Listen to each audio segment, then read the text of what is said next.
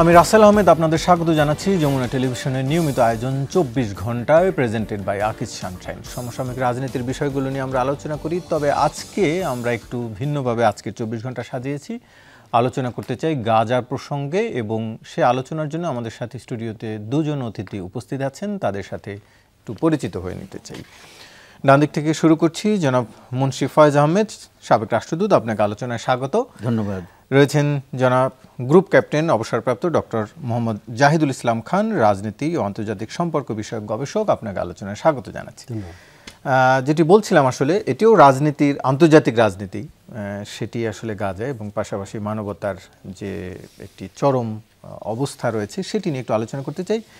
এবং এখনকার যে কারণে আলোচনা এসছে সেটি হচ্ছে তো আসলে ফ্লোটিলা নিয়ে। জনাব মুন্সি ফয়েজ আহমেদ, একটু আপনার কাছেই জানতে চাই যে প্রায় 500 মানুষ যোগ দিয়েছে 44টি দেশের, এবং সবশেষ খবর পাওয়া পর্যন্ত যেটি ইসরায়েল থেকে দাবি করা হচ্ছিল যে একটি জাহাজ ছাড়া বাকি সবগুলো তারা আটক করেছেন, এবং সবশেষ খবর আমি যেটি দেখলাম কিছুক্ষণ আগে সার্চ করে যে সেই একটি জাহাজও এখন সংযোগ বিচ্ছিন্ন হয়েছে। তার মানে আসলে বলা যায় সবগুলোই বোধহয় ইসরায়েলি বাহিনী আটক করেছে।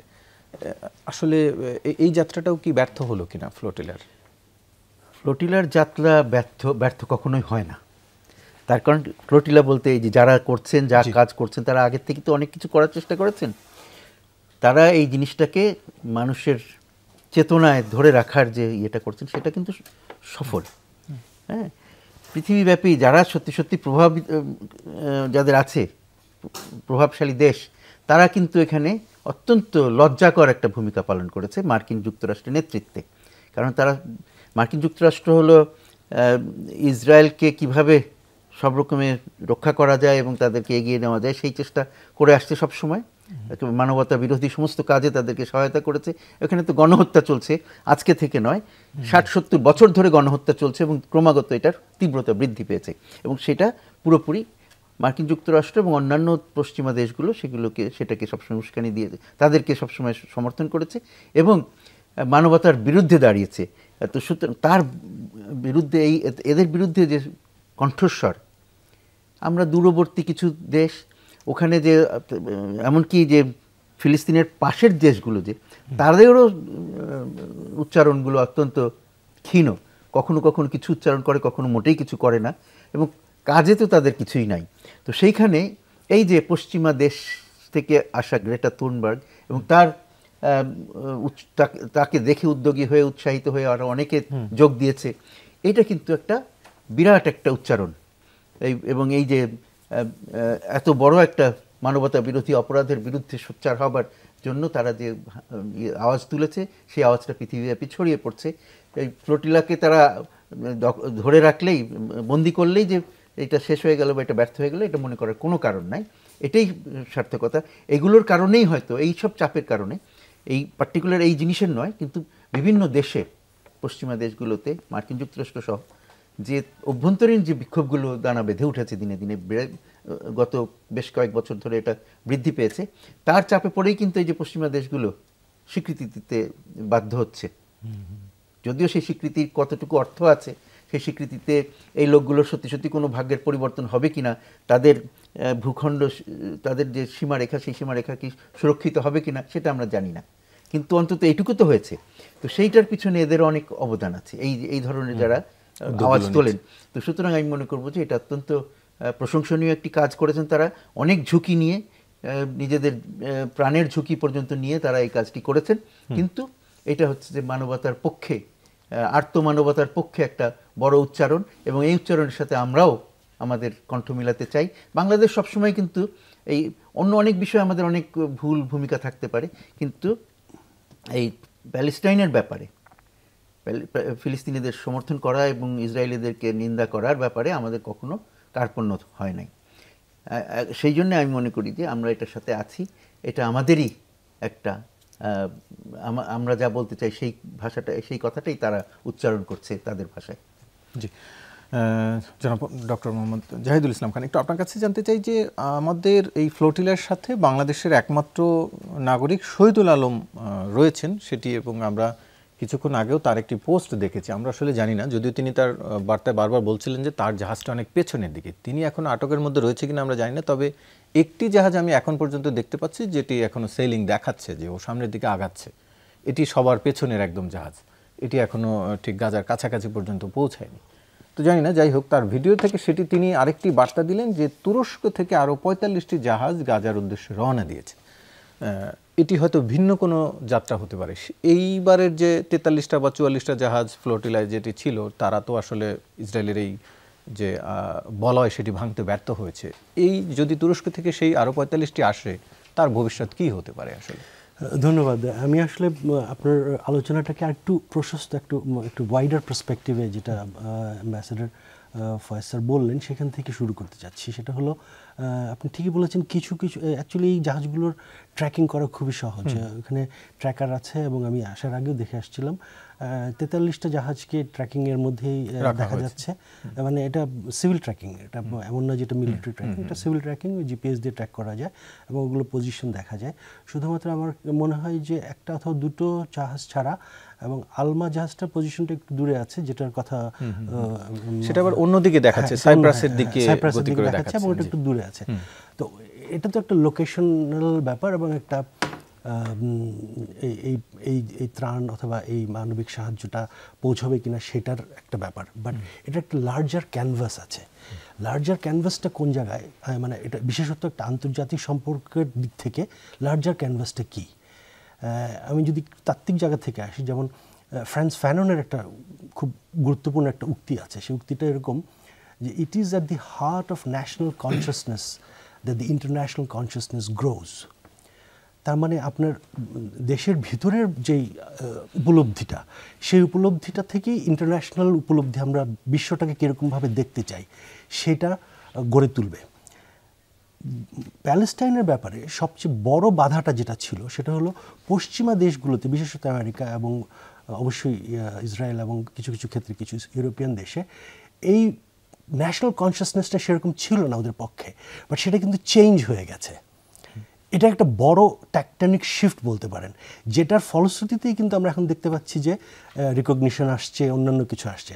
সো এই যে ন্যাশনাল কনসিয়াসনেসটা তৈরি হচ্ছে, এই যে আমি 43টা জাহাজের কথা বলবো, অনেক রিপোর্টে 50টার কথা আছে, 500 জনের মতো আছে। এরা কিন্তু বিভিন্ন দেশের নাগরিক, এবং শুধু যে মুসলমান দেশ, মুসলিম বিশ্ব তা না, কিন্তু এখানে গ্রেটার থনবার্গ নরওয়ের আছে।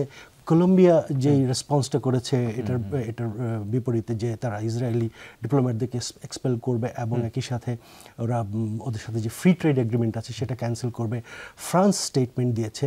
আমি যুক্তরাজ্যের একটা স্টেটমেন্ট দেখলাম, যে তাদের যে লাস্ট যে স্টেটমেন্টটা গতকালকে বের হয়েছে, সেটা তারা বলেছে যে যাতে এই ফ্লোটিলাতে যারা এই জিনিসগুলো নিয়ে যাচ্ছে, তারা যাতে ওই গাজা পর্যন্ত পৌঁছতে পারে এবং ত্রাণগুলো হ্যান্ডওভার করতে পারে। জাতিসংঘের যে আন্ডার সেক্রেটারি, একজন হিউম্যান রাইটসের একজন মহিলা, উনিও খুব সম্ভবত আপনারা নিউজ করেছেন, উনিও কিন্তু এই কথাটা বলেছেন। তার মানে দেখা যাচ্ছে যে আগে যে পলিসিগুলো স্টেট তার নিজস্ব ভঙ্গিতে করত, জনগণকে সাথে না নিয়ে তার ফরেন পলিসিটা ইসরায়েলের পক্ষ হয়ে করত, সেখান থেকে স্টেট বাধ্য হচ্ছে পজিশনটা চেঞ্জ করতে। এটা একটা বড় একটা অর্জন।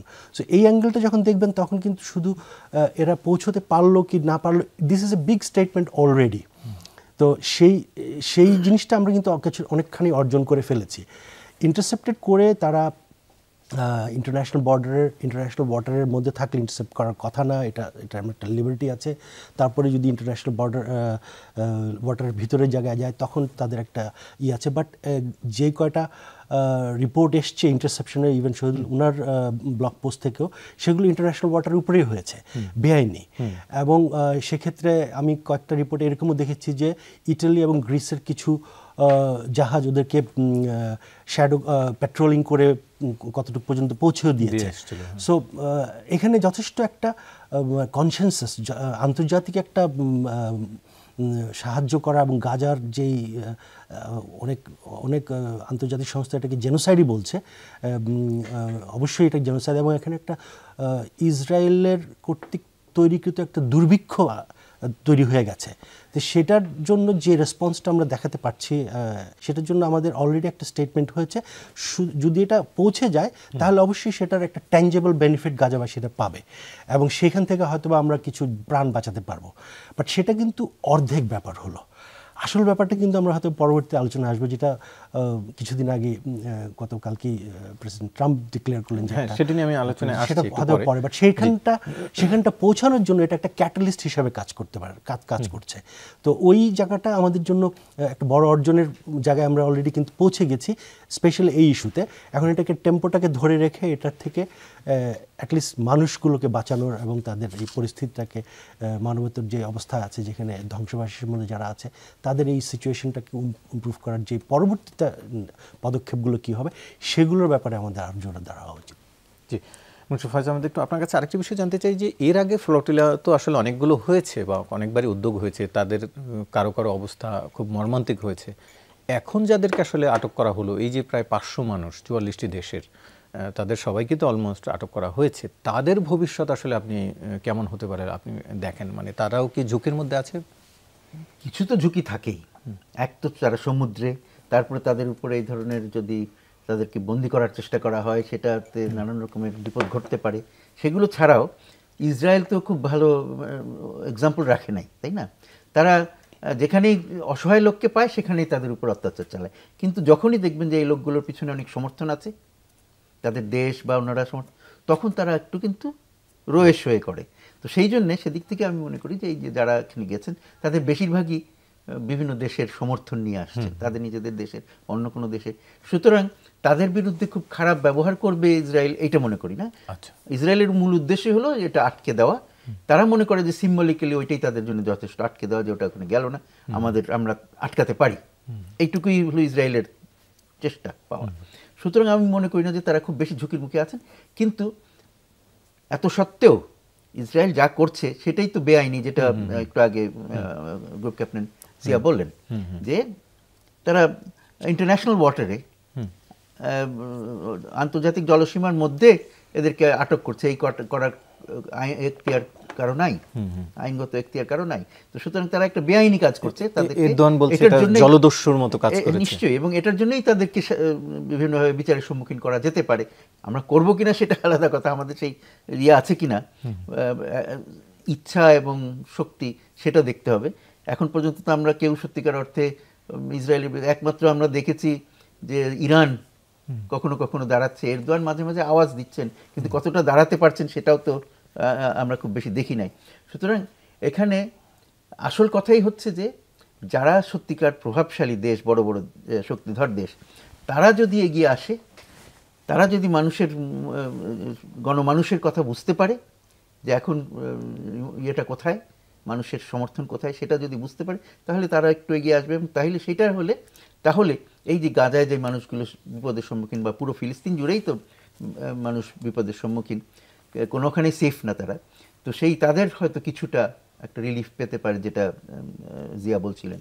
তো সুতরাং আমরা যেটা আপনি বলছেন যে এরা কতটুকু ঝুঁকির মধ্যে, আমি মনে করি তাদের ঝুঁকি নাই, বা সেটা নিয়ে আমরা অত চিন্তিত হওয়ার কোনো কারণ নাই। কিন্তু যেটা চিন্তার কারণ সেটা হলো যে তারা যে সাহায্য নিয়ে আসছিল সেটা ওদের কাছে যদি না পৌঁছে, এটা একটা বিরাট হবে, একটা কি বলা যায়, দুঃখের বিষয় হবে। ব্যর্থতা বলবো না আমি, কারণ তারা যা করছে ইমপ্যাক্টটা অনেক বড়, সেই জায়গা থেকে যথেষ্ট একটা ভালো জিনিস করছে তারা, উচ্চারণটা সবার কাছে পৌঁছচ্ছে, সুতরাং সেটা অনেকাংশে সফল। কিন্তু তার সাথে সাথে যদি এই যে তারা যে সাহায্য বহন করে নিয়ে আসছে, যে বিভিন্ন তাদের খাবার জন্য জিনিসপত্র, খাবার, পানি ইত্যাদি, সেগুলো যদি এদের কাছে পৌঁছতো তাহলে এই লোকগুলোর জন্য বিরাট একটা উপকার হতো।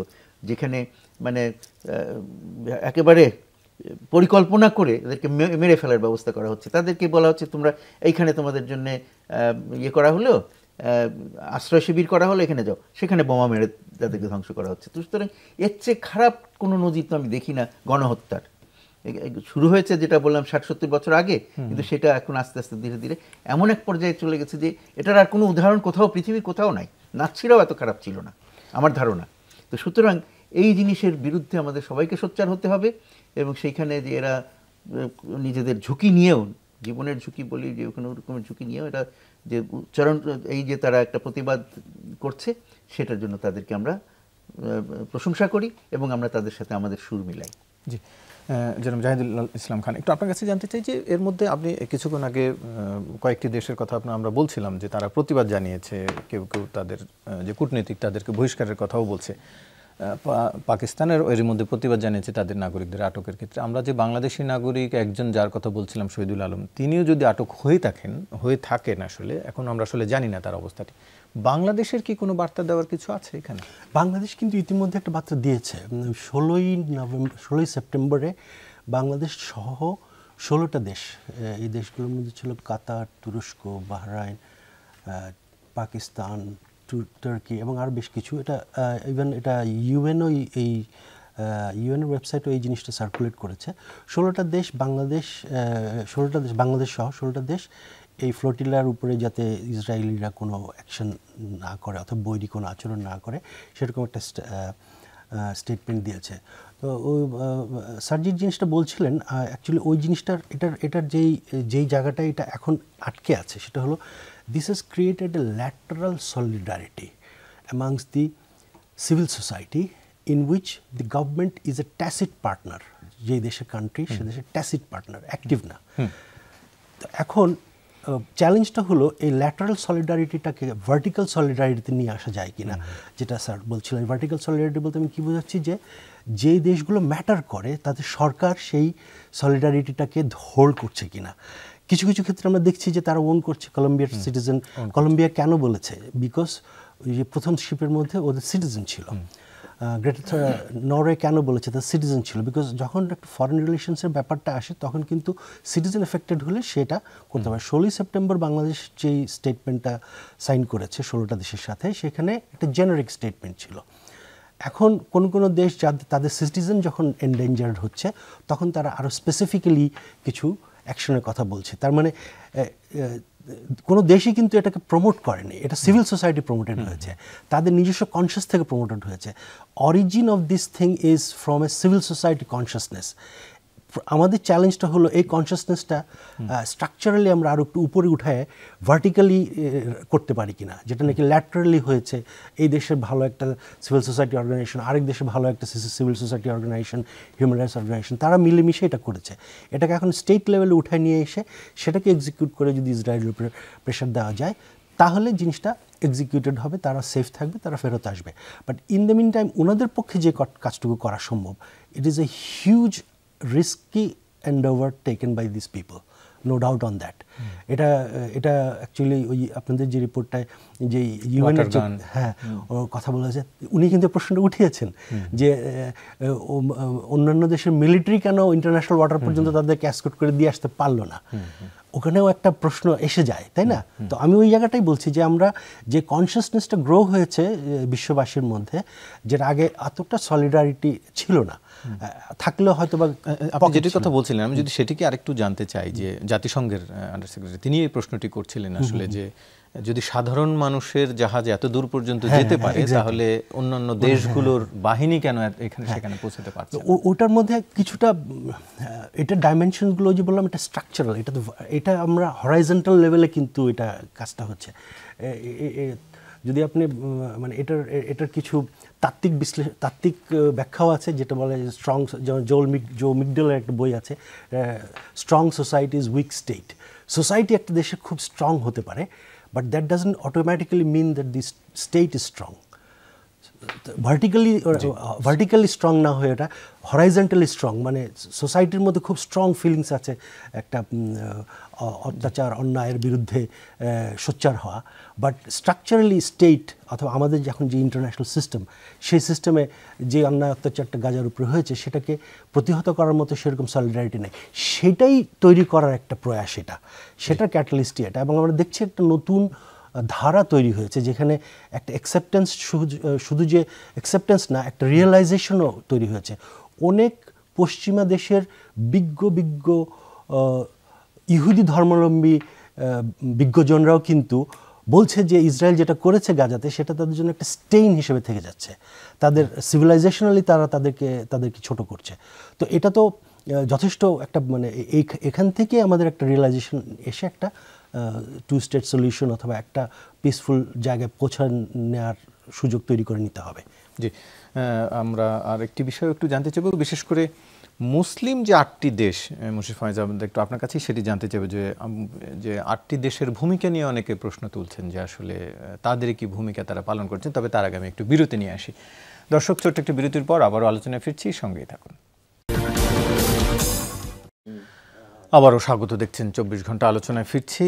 বিরতির আগে বলছিলাম জনাব মুশফিক ফয়েজ আহমেদ, একটু আপনার কাছে জানতে চাই যে মুসলিম বিশ্ব, বিশেষ করে ইসরায়েলের প্রতিবেশী যে দেশগুলো, তাদের ভূমিকা নিয়ে প্রশ্ন উঠেছে এরই মধ্যে। বিশেষ করে তারা 20 দফাকে, এরই মধ্যে ট্রাম্পের 20 দফাকেও তারা অনুমোদন দিয়েছেন।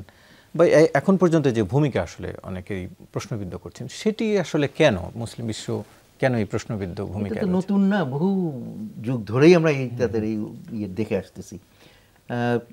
তারা দ্বিচারী ভূমিকা পালন করছে এরকমও বলা যাচ্ছে না। তারা যে মুখে খুব শক্ত শক্ত কথা বলছে তাও কিন্তু নয়। তারা একেবারে মার্কিন যুক্তরাষ্ট্রের ধামা ধরা, এই শব্দটা যদি আমি ব্যবহার করি সবসময়। তার কারণ ওইসব দেশের যে সরকারগুলো আছে তারা কেউই জনগণের ম্যান্ডেট নিয়ে আসা সরকার নয়, হ্যাঁ, একটা দুটো ছাড়া, বেশিরভাগই না। তার ফলে তারা হলো যে ওই মার্কিন যুক্তরাষ্ট্রের বদান্যতায়, মার্কিন যুক্তরাষ্ট্রের আনুকূল্যে তারা টিকে আছে। মার্কিন যুক্তরাষ্ট্রকে নানা রকমভাবে তারা সমর্থন দেয়, তাদের টাকা পয়সা, তাদের অস্ত্রশস্ত্র কেনে, এইসব করে মার্কিন যুক্তরাষ্ট্রের যে মিলিটারি ইন্ডাস্ট্রিয়াল কমপ্লেক্স আছে সেটাকে শক্তিশালী রাখতে সাহায্য করে। তার ফলে তারা টিকে আছে। তারা যদি ওইখান থেকে বার হয়ে যদি আজকে ইসরায়েলের বিরুদ্ধে বেশি কথা বলতে যায়, তাইলে হয়তো তারা ভয় পায় যে তাদেরকে মার্কিন যুক্তরাষ্ট্র যে কোনো সময় অঙ্গুলি হিলনে তাদেরকে সরিয়ে দিতে পারে। সুতরাং তারা সাহস করে এটার বাইরে যায় না। সুতরাং এটা হলো বেশিরভাগ যে তাদের ফিলিস্তিনের যে প্রতিবেশী দেশগুলো বেশিরভাগই এইরকম। মানে দু একটা দেশ মাঝে মাঝে দু একটা উচ্চারণ করে, জর্ডানের কথা বলতে পারি আমরা, আরও দু একটা দেশ, হঠাৎ কাতার মাঝে মাঝে দু একটা কথা বলে, কিন্তু শেষ পর্যন্ত তারা শক্ত করে কিছু করবার মতন শক্তি তাদের নেই। জর্ডান তো অনেক আগেই হয়ে গেছে, মানে স্বীকৃতিও দিয়েছে। অনেক দেশ হয়তো এখনও স্বীকৃতি দেয় নাই, কিন্তু কেউ জোরে সোরে কথা বলতে পারে না। একটা দেশ আগে বলতে টলতো, এখন তারাও বলা বন্ধ করে দিয়েছে, সেটা কি মিশর। এখন তারাও আর কিছু বলে টলে না, তারাও পুরোপুরি লাইনে চলে আসছে। এবং তাদেরকে লাইনে আনতে, যেমন সেখানে একবার গণতান্ত্রিক যে সরকার আসলো অনেক দিনের আন্দোলনের পরে, সেই গণতান্ত্রিক সরকারকে হটিয়ে একটা আসলো, মিলিটারি রুল, সেটা মিলিটারি একটা শাসন আসলো, সেখানে আমাদের মার্কিন যুক্তরাষ্ট্র সেটাকে সমর্থন দিল।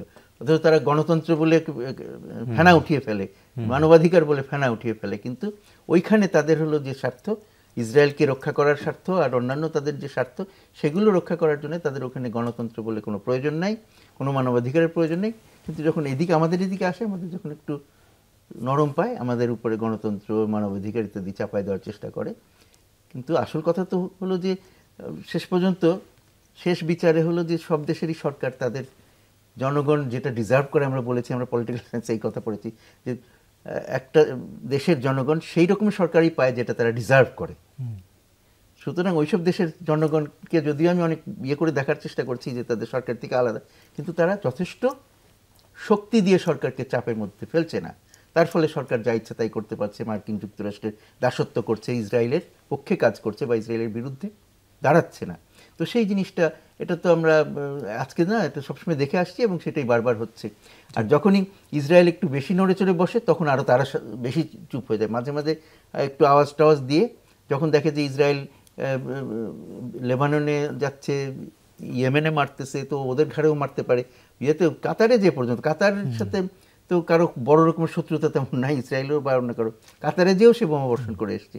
তো সুতরাং এরা সবসময় ভয়ে থাকে যে তাদের যেহেতু সরকারগুলো জনগণের সমর্থন নিয়ে নয়, সেই জন্যই তারা বেশি সবসময় ভীত সন্ত্রস্ত থাকে এবং তার ফলে তারা যে সত্যের পক্ষে, ন্যায়ের পক্ষে দাঁড়াতে ভয় পায়।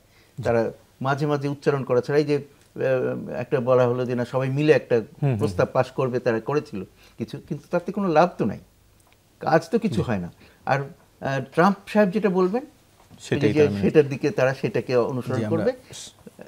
সেটি নিয়ে আলোচনা আসছে একটু। জাহিদুল ইসলাম খান, একটু আপনার কাছ থেকে জানতে চাই যেটি আপনিও কিছুক্ষণ আগে বলছিলেন যে মার্কিন যুক্তরাষ্ট্রের অনেক ইহুদিরাও তাদের এই ভূমিকাটি নিয়ে প্রশ্ন করে। এমন এটিও যেমন সত্যি, পাশাপাশি যুক্তরাষ্ট্রের অনেক তরুণ যারা প্রজন্ম রয়েছে তারাও তো এই ভূমিকা নিয়ে তারা সমালোচনা করছে, প্রশ্ন করছে। তারপরও ট্রাম্প কেন এতটা, বা আমেরিকার যারা এই রাষ্ট্রনায়ক আসেন তারা কেন ইসরায়েলের এতটা পক্ষে অবস্থান নেয়, একেবারে অন্ধের মতো একপাক্ষিক? এটা বুঝতে হলে অ্যাকচুয়ালি আমেরিকান ইলেকশন সিস্টেম এবং ওদের যেই ইন্টারনাল যে রিপাবলিকান পার্টি অথবা যারা পাওয়ারে থাকার জন্য ওদের যে টোটাল পলিটিক্যাল ইকোনমিটা আছে সেটার উপরে জোর দিতে হবে। বাট এই কথাটা সঠিক যে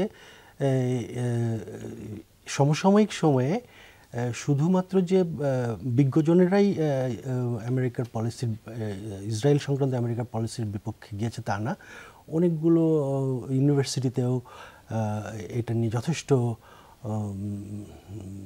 প্রতিবাদ বিক্ষোভ হয়েছে এবং অনেক কিছু হয়েছে। তো সেই জন্য ওই যে কথাটা আমি প্রথমে বলছিলাম যে একটা ন্যাশনাল একটা কনসিয়াসনেস গ্রো করেছে যে না, এটা ঠিক হচ্ছে না, মানুষ হিসেবে, হিউম্যানিটি হিসেবে এটা ঠিক হচ্ছে না। তো ওটা তো একটা সোসাইটাল লেভেলের ব্যাপার। বাট সেটা কি চাপ তৈরি করতে পারছে না? অবশ্যই চাপ তৈরি করবে। সেই চাপটা তো আপনাকে একটা ডেলিভারেবল পজিশনে নিয়ে আসতে হবে একটা পলিসির মাধ্যমে। এবং আমরা যখন দেখছি যে এরকম একটা পলিসি, যেটা আমি পলিসি বলবো না এটাকে, এখন অ্যাকচুয়ালি আমি প্ল্যানও বলবো না এটাকে, আমি প্রপোজাল বলবো, যেটা ট্রাম্প দিল। It's a peace proposal, it is still not a plan. Because আমি কিছুটা সৌভাগ্য হয়েছে ব্র্যাডফোর্ডের পিস স্টাডিজে পড়ার, এবং পিস স্টাডিজে আমাদের এই ধরনের পিস নেগোসিয়েশনের যে পদ্ধতি, প্রসেস সম্বন্ধে, এবং ওখানে অনেক বড় বড় বিজ্ঞজনেরা ছিলেন যারা দুনিয়ার বিভিন্ন পিস স্টাডিজের অ্যাকর্ডগুলোকে নিয়ে অ্যানালাইসিস করেন অথবা কীভাবে হওয়া উচিত। সেখানে মূলত দুটো পক্ষকে নিয়ে বসতে হয়। বাট এখন যেটা ট্রাম্প করেছে এটা অ্যাকচুয়ালি আমার কাছে মনে হচ্ছে দুটো জিনিস। একটা হলো এটা একটা ডিপ্লোম্যাটিক বম্ব শেলের মতো হয়েছে। It was not a deal, it amounted to, it is a proposal in which Israel has got what it wants to get from that deal without any negotiation or without any opinion from Hamas or Palestinian, যেটা আমরা wait করছি। আমি এখনই দেখছিলাম ওই Israeli পত্রিকা হ্যারাডসে যে Trump খুব সম্ভবত একটা ডেডলাইন ফিক্স করে দিবে হামাসকে এটার উপরে রেসপন্স করার জন্য। এর মধ্যে খুবই অল্প কয়েকদিনের বোধহয় একটা সময় দিয়ে কথা আসছে দিবে। তাহলে ব্যাপারটা কি দাঁড়াচ্ছে? ব্যাপারটা দাঁড়াচ্ছে যে এখানে একটা ইম্পোজিং একটা আলটিমেটাম যুক্ত একটা প্রপোজাল মাঠে নিয়ে আসা হলো, যেখানে অনেক ভালো কথা আছে। বাট আমি মনে করি যেই অনেক ভালো কথা আছে এই জন্য বলছি যে কিছু কিছু জিনিস দেখলে মনে হবে যে খুব কসমেটিকলি, বাট এগুলো আরও অ্যাম্বিগিউটি তৈরি করবে। দুটো জিনিস অথবা তিনটে জিনিসের কোনো অ্যাম্বিগিউটি নাই এটার মধ্যে, এই প্ল্যানটায় 20 দফার। প্রথমটা হলো কবে কখন হস্টেজকে ফেরত দিতে হবে, এবং কবে কখন ইসরায়েল কতজন যাদেরকে শাস্তি দেবে, তাদেরকে প্রিজনারকে ফেরত দেবে, 250 জন এবং 1700 জন যাদেরকে তারা ইলিগালি ডিটেইন করেছিল, 250 জন যাদেরকে তারা শাস্তি দিয়েছিল, লাইফ সেন্টেন্স দিয়েছিল।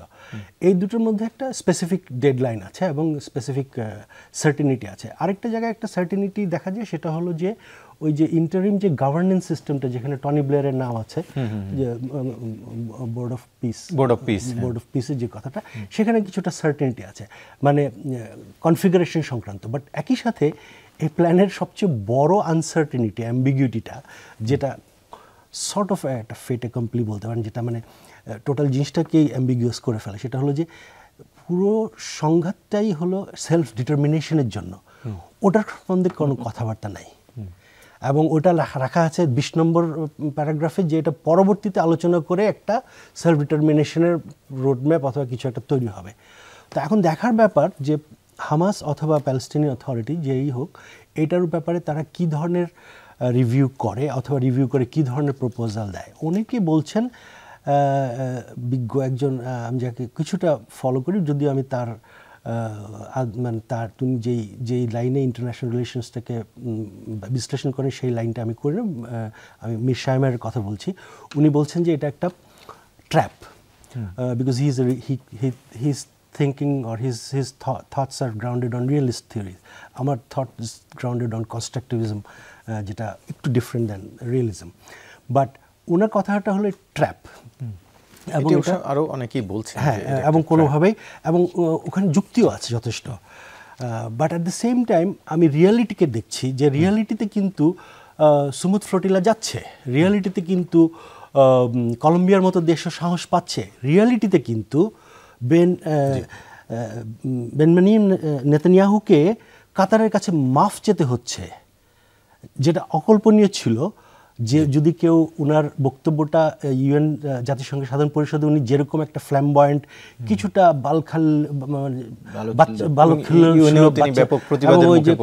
টেস্টের মতো করে দেখিয়ে বলেছেন, অনেকেই চলে গেছে, তারপরেও কিন্তু উনি মাফ চেয়েছেন পরের দিন কাতারের কাছে, কাতারে অ্যাটাক করার জন্য। এটা ট্রাম্পের নির্দেশেই হয়তো করেছেন। তার মানে রিয়ালিটিটা কিছুটা এরকমও আছে। বাট একই সাথে আমি মনে করি যে এই প্রপোজালটার উপরে যে রিভিউটা হবে এবং হামাসের যে রিভিউটা আসবে, সেখান থেকে এই জন্য আমি হোপফুল যে এটা একটা হোপ দেয়, যে কারণ আপনি চিন্তা করতে হবে 66,000 লোক মারা গেছে এখন পর্যন্ত। যে লোকটা মাঠে আছে তার জন্য কিন্তু কিছু একটা ধরে বেঁচে থাকার চিন্তা থাকবে, যদিও তার সেলফ ডিটারমিনেশনের ইচ্ছাটা প্রবল। এটা কিছুটা একটা হোপ দেয়। ওই যে শশাঙ্কের রিডামশনে একটা ডায়লগ আছে না লাস্টের দিকে, যে hope is a dangerous thing but it is the only best thing. আমরা এটা নিয়ে আরো আলোচনায় আসবো, বিশেষ করে এই 20 দফার ভবিষ্যৎ বা ফিলিস্তিনের ভবিষ্যৎ, সেটি নিয়ে দুজনের কাছে আপনাদের কাছে জানতে চাইবো। তবে তার আগে আবার একটি বিরতি নিয়ে আসি দর্শক, ছোট্ট একটি বিরতির পর ফিরছি, সঙ্গে থাকুন। আবারও স্বাগত, দেখছেন 24 ঘন্টা আলোচনায় ফিরছি।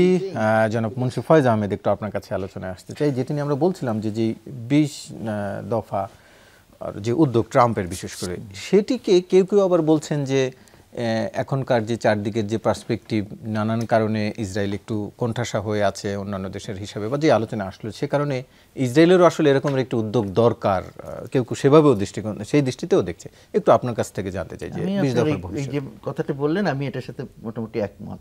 একটু আগেই তো আমাদের কি বলে জাহেদ, ডক্টর জাহেদ যেটা বলছিলেন যে একটা ট্র্যাপ, কেউ কেউ বলছে, হ্যাঁ, ওনার পরিচিত একজন মেশাইমার, না, তিনি বলছেন যে এটা একটা ট্র্যাপ, এবং সেটা সত্যি আমার কাছেও তাই মনে হয়।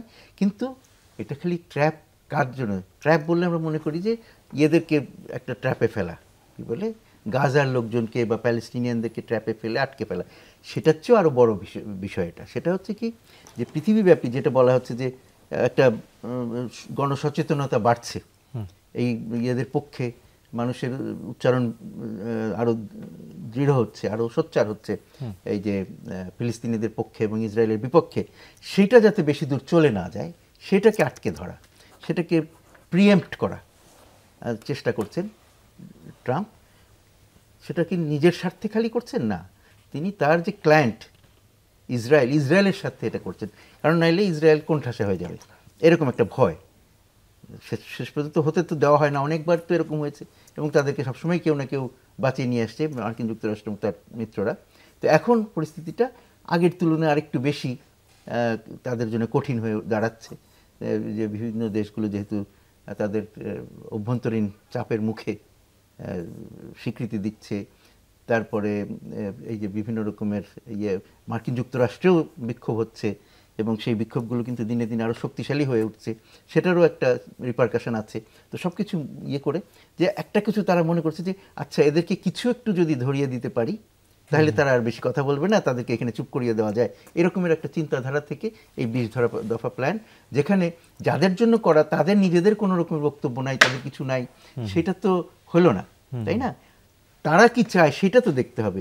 এখন আপনি বাইরের থেকে একটা দল এনে এখানে বসিয়ে দিবেন তাদেরকে শাসন করবার জন্য, একটা গ্রুপ এনে, তো কি, তো সেইটা তো কোনো রকমের আমরা কোনো রকমের যুক্তি দেখি না সেটার পিছনে।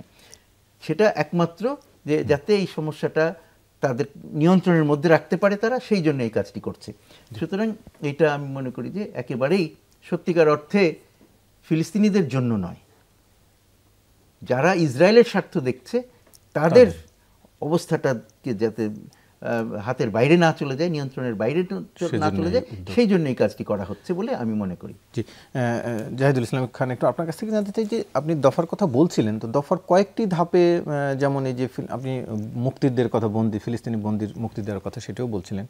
আরেকটি বিষয়, যেমন আমি একটি ধারায় দেখলাম যে হামাসকে নিয়ন্ত্রণ করার কথা বলা হয়েছে, কিন্তু ইসরায়েলি বাহিনীর বিষয়ে কেমন একটা উল্লেখ নেই, এবং বন্দি মুক্তির বিষয়ের ক্ষেত্রেও একই রকমের অবস্থা। তো সেই ধাপগুলো জেনেও কিভাবে আসলে বিশ্ব নেতা যাদের কথা বলছি, যারা সম্মতি জানাচ্ছেন, তারা কি সেগুলো দেখেও সম্মতি জানাচ্ছেন? আমি আপনার কথাটা ঠিক আছে, অনেকেই অ্যাকচুয়ালি সম্মতি বলে নাই। যেটা হয়েছে, আরব বিশ্বের কিছু কিছু দেশ এই প্রপোজালটাকে তারা একটা গুড ইনিশিয়েটিভ বলেছে। সম্মতি দেওয়ার জন্য এটা দরকার, অ্যাকচুয়ালি আপনি যদি পুরো 20টা ক্লাস পড়েন, এখানে আরব বিশ্বকে জেনারিকভাবে বলা হয়েছে, দুটো দেশের নাম স্পেসিফিক্যালি মেনশন করা আছে। একটা হলো জর্ডান এবং আরেকটা হলো মিশর, যাদের বাহিনীরা ওখানে ইন্টিগ্রেটেড হবে, যেটা নাকি আইএসএফ বলছে, ইন্টারন্যাশনাল স্টেবিলাইজেশন ফোর্সের জন্য। তো দুটো এলিমেন্ট আছে, একটা হলো সিভিলিয়ান গভর্নেন্সের জন্য একটা ওই যে বোর্ড অফ পিস, আর একটা হলো ISF, international stabilisation force. But এগুলোর কিছু প্রবলেম আছে, এগুলো সেলফ ডিফিটিং কিছু প্রবলেম আছে, কিছুটা স্বাভাবিকভাবেই যে কোনো লোক পড়লেই বুঝতে পারবে। যেমন ধরেন, হামাসের কাছে সবচেয়ে বড় লিভারেজ হলো হস্টেজ থাকা। হস্টেজটা হাতে আছে, সেটাই তো। এখন অলমোস্ট 2 বছর, 23 মাসের মতো যুদ্ধ হয়ে গেল। ইসরায়েল কিন্তু ওদের প্রথম অবজেক্টিভটাই ছিল এটা হস্টেজ সেটা আর করতে পারে নাই। তা এখন আপনি ওটা 72 ঘন্টার মধ্যে হামাসকে দিয়ে দিবে? তার প্রথম লিভারেজটা কি সে দিয়ে দিবে? খুবই ইমপ্র্যাকটিক্যাল একটা ধারণা। যদি দেয়ও, তাহলে তাকে ওরকম একটা উইথড্রলের একটা ইসরায়েলি ট্রুপসের উইথড্রলের একটা ডেফিনিটিভ টাইম লাইন নিয়ে তারপরে সে হয়তো বা, এটা আমি মানে প্র্যাকটিক্যালিটির দিক থেকে বলছি, যে আমি যদি নেগোশিয়েট করতে, তাহলে ওই জিনিসটাই বলতো, যেটা ওই চুক্তির মধ্যে নেই। ওখানে ইসরায়েলি উইথড্রলের ব্যাপারটা ফেজড ওয়ে, এই ধরনের কথা, একটা অ্যাম্বিগুইটি দিয়ে ছেড়ে দেওয়া হয়েছে। তাহলে আপনাকে চিন্তা করতে হবে জিনিসটা, যেটা অ্যাম্বাসেডর ফয়েজ স্যার বলছিলেন, তাহলে জিনিসটা আসলো কিসের জন্য?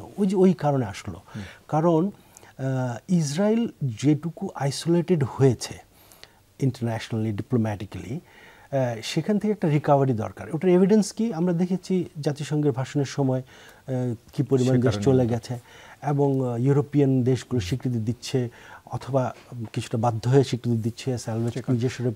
আমরা শেষের দিকে, সেজন্য আপনার কাছে একটু জানতে চাই যে ফিলিস্তিনের ভবিষ্যৎ এখন কোন অবস্থায় আছে? আমি জিনিসটাকে পজিটিভলি দেখার চিন্তা করি, যদিও এখানে পজিটিভলি দেখার এলিমেন্টস খুবই কম, মানে অ্যাটলিস্ট কম। এই জন্য বলবো যে ট্রাম্প এই প্ল্যানটার মধ্যে যদি আরও কিছু এলিমেন্ট থাকতো, তাহলে হয়তো বা অতটুকু অপটিমিস্টিক হওয়া যেত। But still as a optimist আমি যে জিনিসটা বলবো, দুটো কারণে আমি অ্যাকচুয়ালি এটাকে একটু পজিটিভ সাইডে দেখবো। একটা হলো evidence wise, Trump as a president is transactional, no doubt on that, খুবই unpredictable, this is also true. But I haven't found a strong evidence to characterize him as a warmonger. এটা ঠিক, মানে অন্য প্রেসিডেন্টদের কথা যদি বলি, কারণ তালেবানদের সাথে যখন আমেরিকা কিন্তু তালেবানদের সাথেও চুক্তি করেছে, সো তার একটা ট্রানজ্যাকশনাল কারণ, তার একটা লোভ আছে নোবেল পিস প্রাইজ পাওয়ার, ঠিক আছে, সেটা বোঝা যাচ্ছে তার বিভিন্ন সময়ের কথা।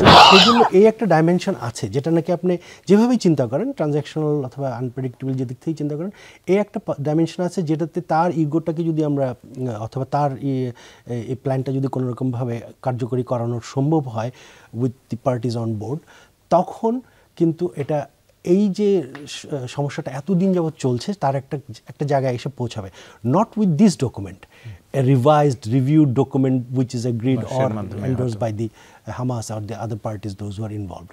তো ওই দিক থেকে আপনার এটা তো অ্যাটলিস্ট একটা শুরু হলো। ওই যে আমি যে কথাটা বলছিলাম যে hope is dangerous thing, but only the best thing is probably the best thing in life, because no good hope dies. সেই জন্য মুনশি ফয়েজ আহমেদ, একটু আপনার কাছে শেষ জানতে চাই যে আসলে ফিলিস্তিন রাষ্ট্রের ভবিষ্যৎ আপনি কি দেখেন এখন পর্যন্ত, যে উদ্যোগ বা যে অবস্থায় দাঁড়ালো? এখন পর্যন্ত সত্যিকার অর্থে কোনো রকমের বাস্তব ভবিষ্যৎ দেখা যাচ্ছে না। একটা ধারণা হচ্ছে যে না, একটা মানুষের চিন্তা ভাবনায় কিছুটা চেতনায় কিছু পরিবর্তন আসছে। সেই জিনিসটা একটা যেটা আমাদের জাহিদ বলছিলেন, ডক্টর জাহিদ, সেটা আমি তার সাথে একমত, যে এটা একটা পজিটিভ জিনিস এই পরিবর্তনটা। কিন্তু এর ফলে আজকেই যে, কারণ অনেকবার তো ফিলিস্তিন রাষ্ট্র দ্বিরাষ্ট্র নানান রকমের তথ্য দিয়ে, আমেরিকানরাই তথ্য দিয়ে সেই আমেরিকানরাই সেটাকে ইয়ে করতে দেয়নি, কনক্রিটাইজ করতে দেয়নি, বাস্তবায়িত করতে দেয়নি। তো সুতরাং এখনও যে তারা এটা কিছু একটা বাস্তবায়িত করতে পারবে বা করতে চাইবে, এটা আমি শিওর না, বিশ্বাস করতে চাই না। কিন্তু মানে চাই যে হোক, কিন্তু হবে এটা আমি নিশ্চিত হতে পারছি না। তো সেই জন্য আমি মনে করি যে দেখতে হবে আমাদেরকে এই যে চাপগুলো আছে, সেই চাপগুলো যাতে বৃদ্ধি পায় আরও বিভিন্ন দেশে এবং আমেরিকার ভিতরে এবং আন্তর্জাতিকভাবে এইসব চাপগুলো যাতে বাড়ানো যায়, তাহলে আস্তে আস্তে হয়তোবা আমরা সেই দিকে আগাতে পারবো। কিন্তু এখন সত্যিকার অর্থে যে ইয়েটা প্ল্যানটা দেওয়া হচ্ছে, বাইরের থেকে লোকজন এনে এগুলো, তো সেটা কী রকমের রাষ্ট্র হলো? এটা তো রাষ্ট্র হলো না, এটা এক ধরনের শাসন, বাইরের থেকে একটা শাসন ব্যবস্থা এবং নিরাপত্তা ব্যবস্থা যেটাই বলি, দুটোই বাইরের থেকে চাপিয়ে দেওয়া হচ্ছে, যাতে স্থানীয় লোক যাদের জন্য করা হচ্ছে তাদেরকে পুরোপুরিভাবে নিয়ন্ত্রণের মধ্যে রাখা, তাদেরকে আটকে রাখা, তাদের নিজেদের বক্তব্য, নিজেদের স্বপ্ন দেখবার সম্ভাবনাকে উড়িয়ে দেওয়া হচ্ছে। বরং এটা সেই দিক থেকে টু দ্যাট এক্সটেন্ট এটা আমি নেগেটিভ মনে করছি। কিন্তু এই যে পৃথিবীতে যে চেতনাগুলো আসছে, বিভিন্ন দেশে যে ইয়েগুলো আসছে, চাপ সৃষ্টি হচ্ছে, এবং যার ফলে সেসব দেশের সরকারগুলো নড়েচড়ে বসছে, স্বীকৃতি দিচ্ছে, এইগুলোকে আমি পজিটিভ দেখছি। জি, আলোচনায় অংশ নেওয়ার জন্য আপনাদের দুজনকে ধন্যবাদ জানাচ্ছি। দর্শক, এই ছিল আজকের 24 ঘন্টার আয়োজন। সাথে থাকার জন্য ধন্যবাদ সবাইকে। আপনাদের